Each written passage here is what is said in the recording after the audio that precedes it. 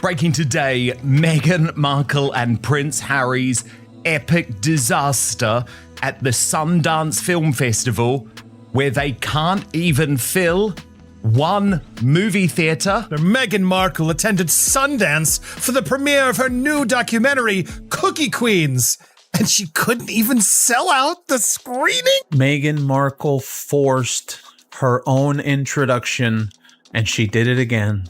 She inserts herself where she doesn't belong. How much does it cost and how do you get in? Because you can see that there are a lot of empty. There's one guy. Meghan Markle just faced one of the most embarrassing weekends of her entire career, right at Sundance. Imagine this, 150 empty seats staring back at her. Netflix reportedly passed on her project, and when asked about something as simple as her favorite Girl Scout cookie, she couldn't even answer. Just 2 days earlier, Prince Harry was in a UK courtroom getting emotional about how media attention has ruined their privacy. The irony couldn't be louder. Let's unpack what really went down. Sundance isn't just any film festival. It's the most prestigious independent one in the world, originally founded by Robert Redford.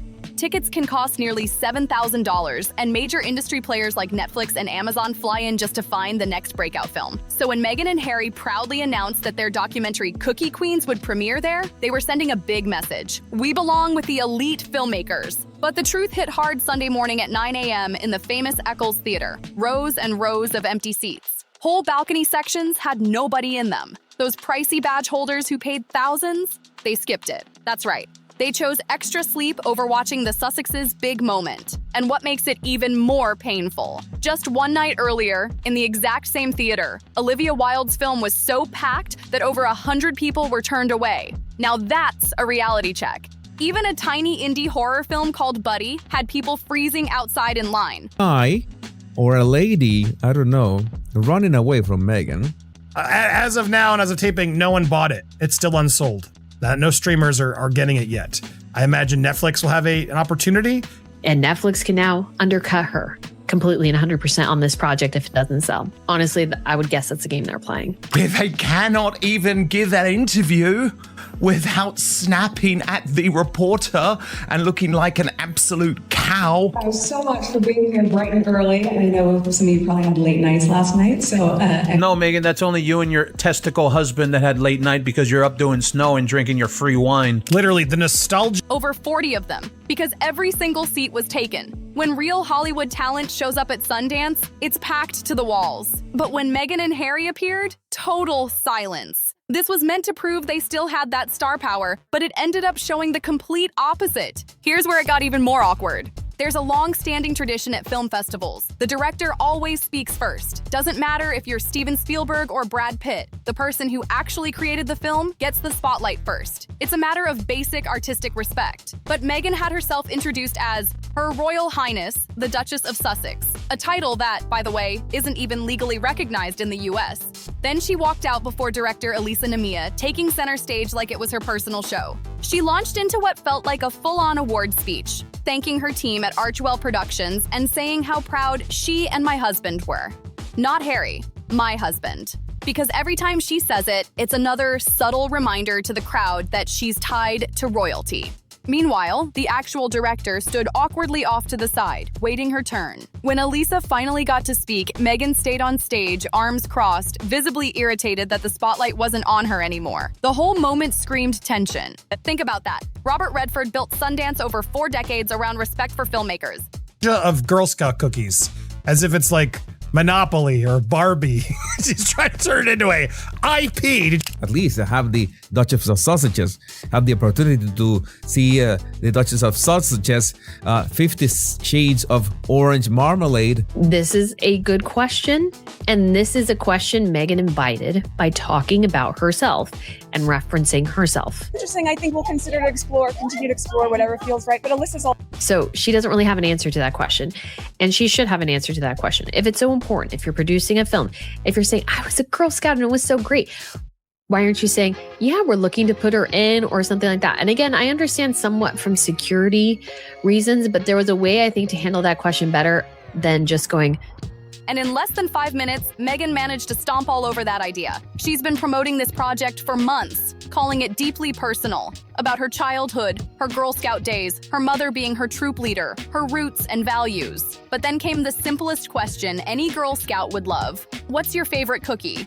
And Meghan's answer? Well, I think universally Thin Mints are probably most people's favorite. Not even her own choice. It was like she didn't have a real connection to the story at all. She didn't even say, my favorite. She said, most people's favorite. That tiny detail spoke volumes. It showed she couldn't even commit to something as simple as a personal choice. Later, she tried to fix it by saying, I'm a Thin Mints girl, but the damage was already done. The whole exchange made it clear she had little genuine connection to the Girl Scouts. It sounded rehearsed, not real. Then came another question. Would she want her daughter Lilibet to join the Girl Scouts someday? If this experience truly shaped her life, that should have been the easiest yes ever. But instead, Meghan hesitated and mumbled something like, I think we'll continue to explore whatever feels right. That's not an answer. That's someone caught in their own storyline. They did not sell out their Sundance Film Festival 2026 screening. And thanks to this clip, I saw this clip in Sabira's account. 5-minute mark of this video, the left top of the balcony is where all the empty seats is, because people were saying that this was sold out. It cost anywhere from $35 for a single online screening to over $10,000 for a full access VIP experience. I want the VIP experience to meet Meghan. Hey Meghan, it's me! Unsure what version to stick with. Here's what actually went down behind the scenes with Cookie Queens. The film wasn't Meghan's brainchild at all. It was created by genuine independent filmmakers who spent over 2 years crafting it. Director Elisa Nemia and her team filmed hundreds of hours of footage following 4 Girl Scouts, carefully editing it down into a 91-minute documentary. The movie was completely finished before Meghan and Harry ever got involved. Only after all that work did the Sussexes swoop in through Archewell Productions, adding funding and buying themselves executive producer credits. They didn't film anything, they didn't sit in the editing room, and they didn't provide any creative direction. It was all done. The director even thanked Harry and Archewell in interviews, but noticeably left Meghan out of the praise entirely. That says a lot. This is what happens when famous people want to look like Hollywood insiders without actually putting in the grind. They swoop in at the end, throw in some money, and plaster their names over projects that were already complete. It's like joining a school group project at the last second, then taking the spotlight during the presentation as if you carried the whole thing. And then came the ultimate blow. Netflix turned it down. That's right. Despite Meghan and Harry having an active multi-year first look deal, meaning Netflix gets first dibs on any Archewell production, they still passed on Cookie Queens. Think about that. Netflix, the biggest streaming platform on the planet, already in business with them with endless content budgets, looked at the finished documentary and said, no thanks. That rejection speaks louder than any red carpet speech ever could. Prince Harry and Meghan Markle attended the Park City, Utah of the new documentary they produced, Cookie Queens. There were plenty of open seats at the Eccles Theatre. As the film began, roughly 150 unoccupied spots remained on the balcony. It wasn't even close to being a sellout. In the balcony, plus some scattered chairs on the ground. That number tightened to about 60 as lucky waitlisters slow-filled. Netflix reportedly looked at Cookie Queens and decided it simply wasn't worth the investment, even with the Sussex name attached. That's why Meghan and Harry took it to Sundance, trying to find someone else to buy it. But here's the harsh truth.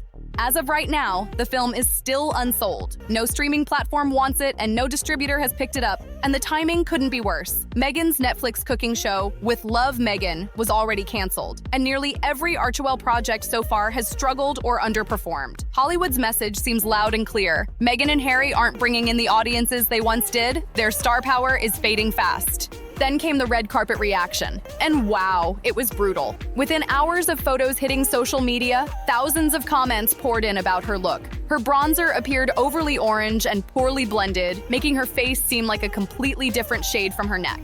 British tabloids ran with headlines about red carpet embarrassment and unnatural makeup. Even her hairline started trending, with online chatter focusing on thinning spots and uneven styling. And the outfit didn't help either. Meghan wore an oversized brown coat that completely swallowed her shape, paired with black pants that were far too long, creasing and dragging across the floor, and a plain crew neck sweater tucked in awkwardly.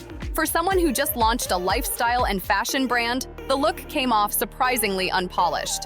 People expected elegance, but it looked more like she rolled out of bed and threw something on last minute. Meanwhile, on Wednesday, January 21st, Prince Harry was in London's High Court giving emotional testimony. Exclusive Sundance screening is typically a hot commodity. These are extremely difficult tickets to get. Same theater the night before, the mobbed premiere of Olivia Wilde's The Invite, starring Seth Rogen, Penelope Cruz, Edward Norton. Staff had to turn away about 100 actual ticket holders as there just were not enough seats. It's like everything she says the same, like, I think it's looping. That's how generic the comments are that she makes. I got to learn more about that. I can't find a trailer. I can't find much. I really want to learn what. Meaning this isn't supposed to happen. Programmer Kim Yatani, which is her, welcomes an executive producer to introduce a filmmaker. That's not supposed to happen. That's not the way it works. It's just supposed to be the director and the stars of the documentary. Reports described his voice cracking as he spoke about how media pressure had made his wife's life miserable and how it left him deeply paranoid. He said they had no privacy and that the constant attention had turned their lives into something completely commercialized. But fast forward just 3 days later, by Saturday night, and there they were, smiling on the red carpet at Sundance. Cameras flashing, microphones everywhere, Meghan taking center stage, Harry posing for photos, both surrounded by journalists. They even made a surprise Saturday night appearance before returning the next morning for another full red carpet moment. According to one royal insider who spoke to Extra TV, people close to the Sussex Circle were left completely stunned. No one could understand how they could complain about media intrusion on Wednesday, then chase cameras and publicity by the weekend. How could Harry go from crying in a courtroom one day to smiling on a red carpet just a few days later? The contrast was striking. Let's be real. Either you want privacy or you want to live as public figures. You can't have it both ways. You can't talk about how painful media intrusion is on Wednesday, then show up at one of the biggest film festivals on Saturday, posing for cameras and giving interviews. That's not how it works. If media attention truly makes your life miserable, You can tell that she's not supposed to be doing this. And I don't want to say too much because before we welcome our director. Before we welcome our director. Can you please join me in welcoming Meghan, Duchess of Sussex? you don't hop on planes to attend film premieres, walk red carpets, or deliver press speeches. What's happening here is clear. They don't hate the media. They just want to control it. They want glowing coverage, applause, and praise. But the moment criticism appears, suddenly they're the victims again. It's a selective relationship with fame, and people are catching on fast. Now here's something most viewers don't realize. Princess Catherine has actually been a longtime supporter of the Scout Association in the UK. She visits troops, meets young girls, and champions the organization's mission year after year. Even former First Lady Melania Trump took part in similar Girl Scout events during her time in office, and both of those efforts came before Meghan suddenly developed her lifelong passion for scouting. This pattern keeps repeating itself. Whatever Catherine takes on, Meghan seems to follow, just with a glossier twist. When Catherine focused on early childhood development, Meghan launched Archewell projects tied to children. When Catherine worked with addiction recovery programs, Meghan started connecting with similar organizations. When Catherine promoted scouting, Meghan suddenly produced a Girl Scout documentary. It all feels reactive, not original, like she's constantly trying to one-up, but without the genuine connection behind it. The key difference is consistency. Catherine quietly shows up, does the work, and doesn't turn charity into a personal PR moment. Meghan, on the other hand, attaches her name to finished projects, makes grand speeches about herself, and then disappears once the spotlight fades. And that's exactly what the Sundance incident revealed. First, their star power is gone. They couldn't even fill a theater where tickets sold for $7,000. Second, Hollywood isn't buying what they're selling anymore. Netflix passed, and no distributor wants the film. Star does. It is not the done thing if you are in the world of lovey movie mayhem. And for Meghan, she wants to be in the world of lovey movie mayhem, so really she should be doing and following the protocol, which is, it doesn't matter how big you are as a star. It doesn't matter if you're Brad Pitt, doesn't matter if you're George Clooney, doesn't matter if you're Jennifer Lawrence. You do not speak at a film festival before the director of the movie. Ladies and gentlemen, it's microphone. The greatest love affair in the entire world is a microphone. Third, Meghan's efforts to seem authentic keep backfiring because audiences can tell when something's real and when it's just performance. The fallout from Sundance didn't just end with bad headlines, it marked a turning point. Industry insiders are now whispering that Meghan's Hollywood dream might be collapsing faster than anyone expected. For years, the couple believed their names alone could draw audiences, sponsors, and studio interest. But after this latest embarrassment, that illusion is shattering right in front of them. Let's start with the optics. Every red carpet moment is supposed to boost your image. But this one did the opposite. The photos from Sundance didn't show a powerful Hollywood duo. They showed two people trying to force a spotlight that just isn't there anymore. The body language was stiff, the smiles looked rehearsed, and the crowd reactions were polite but far from enthusiastic. Even critics who once supported Meghan admitted the energy felt off, like people were watching out of curiosity, not admiration. Behind the scenes, it's reportedly been even worse. Publicists and studio executives are quietly backing away. Nobody wants to attach their brand to a name that might bring backlash instead of buzz. Several producers allegedly declined to meet with Archewell reps during Sundance week. One insider said, "They're radioactive right now." That's brutal. But in Hollywood, reputation changes overnight. And Meghan's team knows it. You can feel the panic through how aggressively they've been trying to spin the story. PR statements have been hinting that the film was well-received or deeply personal. And I realized, no, this is from their appearance at the Sundance Festival, in which they basically hijacked became executive producers of this movie about Girl Scout cookies or something like. Meghan is considered so fake and so hypocritical. This entire film project has basically been about Meghan Markle's minimal experience as a brownie once selling Girl Scout cookies. But there's no evidence of critical acclaim or major buyers stepping up. Even the few sympathetic outlets didn't praise the movie. They just avoided criticizing it. When the silence is louder than the applause, that's when you know there's trouble. There's another layer to this. The image of the Hollywood power couple that Meghan and Harry have been trying to sell since they left royal life. That image depends on them being taken seriously as producers, storytellers, and advocates. But every failed project chips away at that narrative. Harry and Meghan was a temporary success because people were curious, but curiosity fades fast when the follow-ups flop.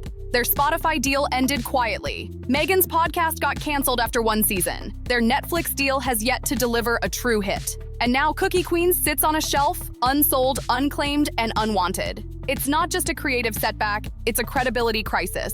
Hollywood doesn't forget fast when you promise gold and deliver bronze. What makes this even more complicated is the internal tension reportedly brewing between Meghan's branding ambitions and Harry's discomfort with the industry. Friends close to the couple have said Harry never loved the Hollywood lifestyle. He tolerated it, but Meghan thrives on it. Every public appearance, every staged photo, every speech is another opportunity for her to shape her image. Harry, on the other hand, often looks like he's there because he has to be. That split in priorities could become the next major issue for them. Let's not forget, Meghan once had all of Hollywood behind her. When she first arrived in California, she was surrounded by A-list publicists, top-tier producers, and powerful connections through her former agents. Having the audacity to pull the poor girl story throughout her life, all to be bragging about her Girl Scout story, is actually appalling. You need some serious money to be a Girl Scout. This is the clincher. What's your favorite cookie? Well, I think universally, Thin Mints is probably most people's favorite. So she's not saying my favorite is Thin Mints. It's a universal favorite is Thin Mints. Like, you should have a favorite Girl Scout cookie if you're making a Girl Scout movie. Like, why don't you have a favorite cookie? She doesn't have one. She can't say what she's like, well, I guess everybody loves Thin Mints. Like, that's her answer. But that shine faded quickly as the results failed to match the hype. You can't stay Hollywood's darling forever if you keep missing the mark. The industry rewards success, not self-promotion. And Meghan's problem is that she's overexposed. For years, she's been at the center of attention. Interviews, docuseries, magazine covers, podcasts, yet people feel like they don't know the real her. Every time she tries to show authenticity, it comes across as calculated. That's the trap of over-branding. You lose the spontaneity that makes people relatable. Meanwhile, her supposed allies are going quiet. The same celebrity friends who once rallied around her are noticeably silent now. No one's posting selfies from Sundance, no one's shouting about Cookie Queens online. Even major outlets like Variety and The Hollywood Reporter covered the premiere in a few short paragraphs. No buzz, no excitement, just a obligatory mentions. That's how you know the industry has moved on. Another sign of trouble is how Meghan's lifestyle brand launch has stalled. Insiders say there's confusion about its direction. One week it's supposed to be about wellness, the next about home decor, then fashion. It's giving scattered energy instead of strategic vision. Without consistent storytelling, no brand survives in today's market. Hollywood isn't forgiving when it comes to image misfires, especially when millions are at stake. And as Meghan tries to reinvent herself yet again... Right, so and then she gave this quick word salad because I why have a not? question. You have a young daughter. She's maybe a little bit too young for Scouts at this point. Do you want Lilibet to be part of Girl Scout? It's interesting. I think we'll continue to continue to explore whatever feels right. But Alyssa's also a mom of a daughter. And I think for both of us working on this project has been incredibly special as parents, as mothers, to be able to see something that our girls will be able to watch and enjoy as well. Yeah, in fact, Gets extremely uncomfortable, in my opinion, whenever asked about the kids. So she's proven the only time she would give information is when you're paying her. While she couldn't be more obvious, no information for free people. Where Meghan is clearly horrified to be asked about the daughter who she has decided to pimp out on social media. The timing couldn't be worse. Public interest is waning. The media narrative has shifted, and even royal watchers have turned their focus elsewhere. When your biggest headlines come from makeup mishaps and empty theater seats, you're not leading the conversation anymore. You're reacting to it. Now let's talk about Harry. His emotional court appearance and then his sudden red carpet smiles exposed something deeper. A couple struggling to balance fame with their message. Harry's words about privacy lose meaning when followed by flashing cameras and scripted interviews. People see the contradiction. The media circus they say they hate is the same one they keep fueling. It's not just hypocrisy, it's brand confusion. Are they royal activists, documentary producers, lifestyle influencers? Hollywood insiders can't tell anymore, and that's the problem. A-listers maintain power through clarity. People know exactly what they represent. With Meghan and Harry, the identity shifts every few months, and investors don't like uncertainty. Industry reports suggest Netflix executives are already looking for a way to quietly distance themselves. Their first look deal may not be renewed when it expires, especially after multiple misses. The streaming giant has bigger, more bankable names now, and they don't need the royal drama anymore. That means Meghan and Harry might soon face the one thing they've been avoiding. Before Meghan was involved, none of it was to do with her at all. They've been involved for 2 years trying to sell this damn thing. Netflix didn't want it. That is why they are at Sundance, trying to pimp out the movie. at 9 a.m. on a Sunday morning. Just my thought, ladies and gentlemen. But this film, I will say this has nothing to do against the girls. Starting over without the protection of major contracts. And the saddest part, they still don't seem to realize what went wrong. Meghan keeps focusing on external validation, the press, the applause, the optics, instead of authentic storytelling. She could have built something lasting if she just leaned into real, grounded work instead of spectacle. But Hollywood's patience is short, and reputations don't rebuild easily once the buzz fades. The Sundance fiasco will go down as more than just a bad premiere. It's a warning shot, a reminder that fame without substance doesn't last. You can't buy credibility, you can't fake authenticity, and you can't control every narrative forever. If Meghan and Harry don't pivot soon, genuinely, not performatively, they risk becoming cautionary tales in the very industry they tried to conquer. Their story began with promise and rebellion, but now it's turning into a slow unraveling of their own making. She couldn't even name her favorite cookie in a movie about cookies. Think about that for a second. The whole film was built around Girl Scouts, childhood nostalgia, and personal stories. Yet, when asked the simplest question possible, Meghan froze. She fumbled, deflected, and finally gave a vague answer about what most people like. Then she stumbled again when talking about her daughter, turning what should have been a warm, genuine moment into a confused stream of word salad. It was uncomfortable to watch. And that's what makes this entire situation so wild. The contradictions, the inconsistencies, they're everywhere. You can't claim to be fighting for privacy while walking red carpets, posing for magazines, and giving interviews to any outlet that will listen. Netflix wanted this film. They have a first look deal with Harry and Meghan. They clearly didn't want this. The auditorium, which, by the way, and we will come to this, remains pretty much empty, which is absolutely damning because trust me, I've been to loads of these big film festivals. If you've got royalty at that film festival, doesn't matter what time of day it is, that auditorium is sold out. It just doesn't add up. Even some of their loyal supporters are quietly stepping back now, realizing the narrative no longer makes sense. At this point, it's not about whether you're Team Sussex or not. It's about basic credibility. Either you want privacy or you want fame. You can't chase both. And what's happening now is a public verdict on that exact contradiction. Let's break down what this really means for their brand. Buying your way into Hollywood doesn't work without creativity or genuine star power. You can have millions in the bank, the best stylists, the fanciest PR teams, but none of that matters if you can't deliver. Hollywood respects results, not titles. You can't PR your way into lasting success. A well-known royal commentator put it bluntly in a recent interview.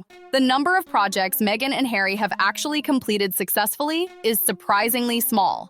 And that's putting it kindly. From docuseries to podcasts, lifestyle ventures to film deals, the pattern keeps repeating. Big hype, small results. Their multi-year deal with Netflix? Quietly renewed, but in a reduced first-look format. Translation: Netflix is still keeping the door open, but not investing the same confidence or money as before. Why? Because the track record just isn't strong enough. The audience drop-off was massive after their first wave of projects. Once the royal gossip dried up, the curiosity disappeared. And now, Hollywood's message couldn't be clearer. They're over it. The Sundance embarrassment was the moment the industry collectively shrugged and said, "We're not interested." The buzz is gone, the magic is gone, and the spotlight has shifted. Meghan's belief that her Duchess title and royal history would guarantee attention turned out to be the biggest miscalculation of all. The reason they're at the Sundance Film Festival is because these two are having to sell their movie, Cookie Queens, which Netflix chose not to. Why does Meghan look like so orange? Why Meghan went full bronzer again? Long pants. We're hugging random children. I feel like it's so odd that they keep having to hug and touch children. She thought speaking first, giving long speeches, and connecting herself to organizations like the Girl Scouts would bring admiration and fresh headlines. Instead, it exposed something else entirely. Someone trying to borrow meaning rather than build it. Someone who buys producer credits on a completed film, gives herself top billing, and expects applause for work she didn't create. When asked simple, heartfelt questions about her life and connection to the subject matter, she stumbled.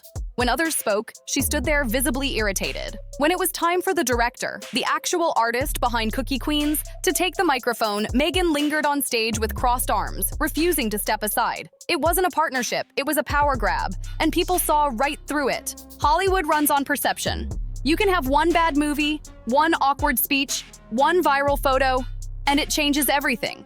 For Meghan, that moment came at Sundance. The cameras caught more than just a red carpet appearance. They caught the fall of a brand that once promised to blend royalty with relevance. And let's not forget the visual details that made it worse.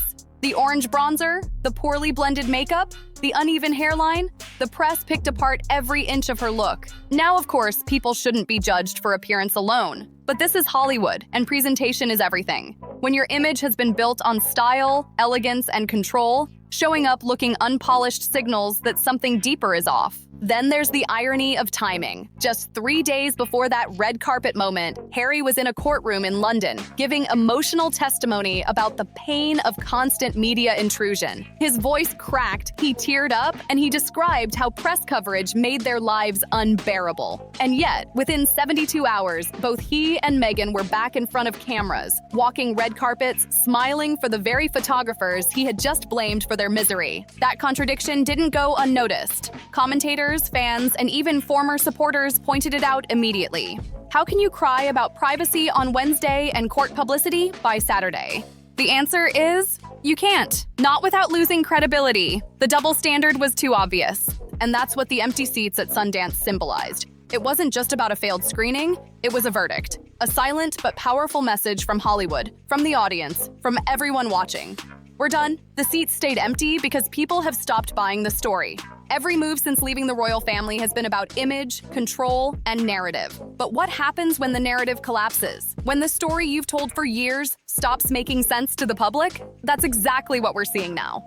Meghan wanted to be seen as independent, creative, and inspiring. But she's come across as calculated, disconnected, and inauthentic. Hollywood can forgive mistakes, but it doesn't forgive pretense. You can't fake authenticity forever. People can sense it. And when the audience feels lied to or manipulated, they walk away. Quietly, just like they did at Sundance. The truth is, Meghan and Harry's journey since leaving royal life has been one long experiment in image management.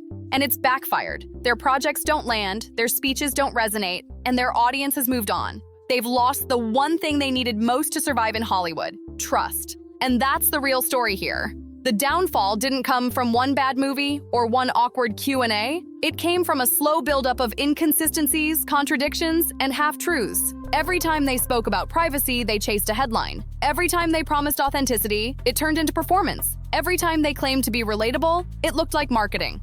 So now the question isn't whether this was Meghan's most humiliating moment. It's whether she can recover from it at all. The brand she built around elegance and empowerment has been replaced by skepticism and fatigue. The glitz of California can only shine so long before the spotlight fades. Because here's the reality: the empty seats weren't just about cookie queens. They were about everything the Sussexes have tried to build since leaving the royal palace. The documentaries, the podcasts, the speeches, the image, the constant PR. And the verdict is in. Hollywood's not buying what they're selling. So, what do you think? Was Sundance the final straw for Meghan's Hollywood ambitions? Or can she still turn it around? Drop your thoughts in the comments. I want to hear what you think about this wild turn of events. And if you're not already part of the community, hit that subscribe button, tap like, and share this video so you don't miss the next chapter in this ongoing saga. Because trust me, this story is far from over. See you on the next one.